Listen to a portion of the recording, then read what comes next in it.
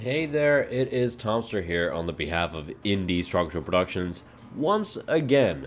Now the Scum series might be over, but hey, let's bring on an oldie. So this is the Throwback Baritone series. For those of you not in the know of where that name comes from, I started the series from digging up some very old footage from back in my school days of me making this guitar and doing commentary over on top of it, just after actually knowing what the hell I'm doing. Back then I didn't really, so it was cringy to say the least. But yeah, so continuing onwards, this isn't throwing back all that much. This is just going back to last year, having moved back over to Finland and marking out for fret positions. So I have a really good long steel ruler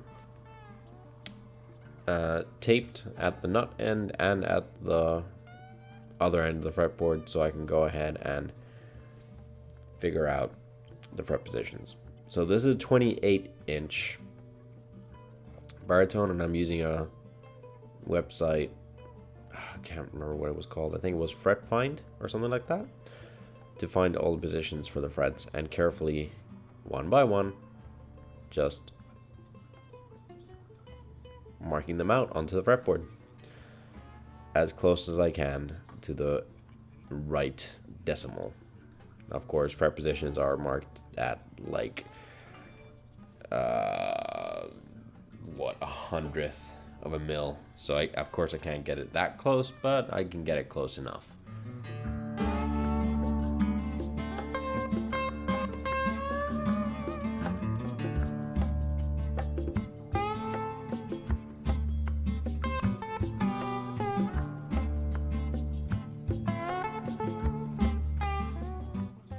Once I have all my marks along the center line, I go and take my trusty Incra protractor and just line up all those lines. So I find the center line, get that in the middle, and then square that off against the positions I just marked out to create the fret line. It's very simple. You just need to be very, very precise when doing this. I'm very careful that you get the exact right measurement that you need.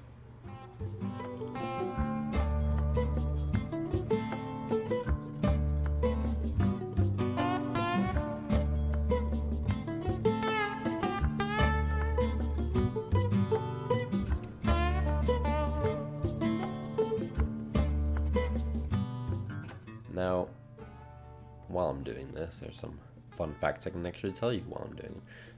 But yeah, first off, after you have your pencil lines, you get a nice new fresh scalpel blade and you score the wood a few times over. Once again, making sure, measure, and then finally cut after you're 100% sure, using the protractor as a sort of fence up against the blade. But yeah, fun facts. So the baritone, the throwback baritone, or Barry, as I like to call it, for short, it is the first 100% start to finish guitar I've built.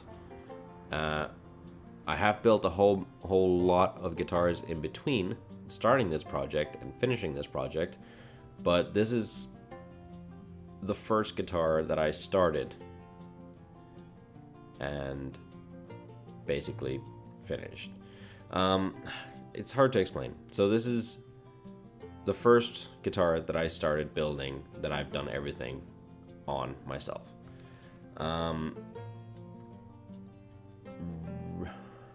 Celeste was the first body that I made, but that had a new neck and a new fretboard that I didn't make.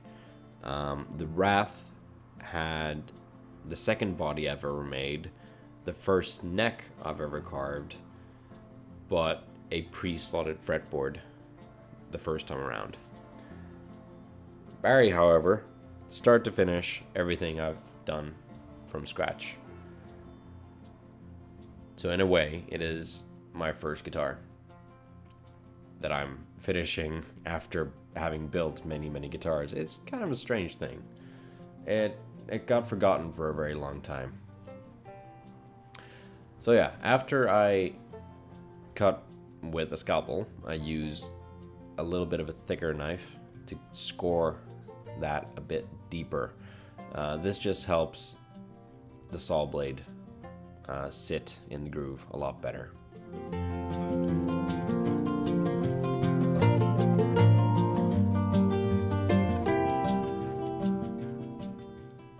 But yeah, in a way it's very interesting where it's the initial processes of this guitar were made when I had no idea what I was doing, and the final processes were done after having learned all the skills that I have. So in a way, it's both ends of the spectrum in one instrument, which is rather interesting.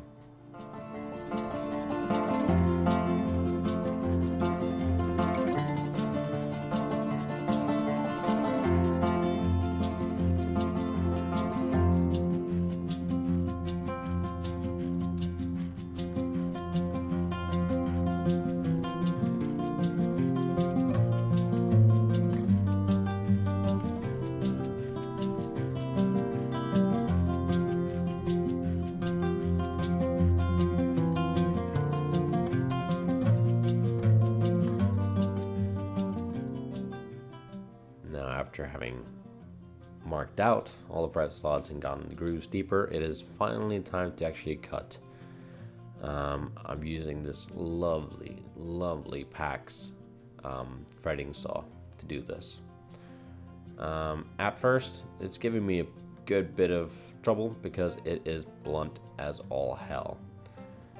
So after a while of trying to cut through and it's not really doing anything, I go and I sharpen the saw to get it cutting the way I want it to.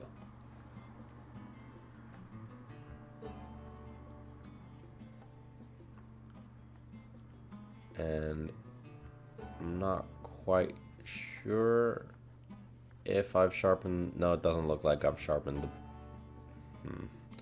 No, I haven't sharpened the teeth at this point yet. As you can see, I'm still struggling. I had to take half a day off of just not working on it because it was giving me a headache.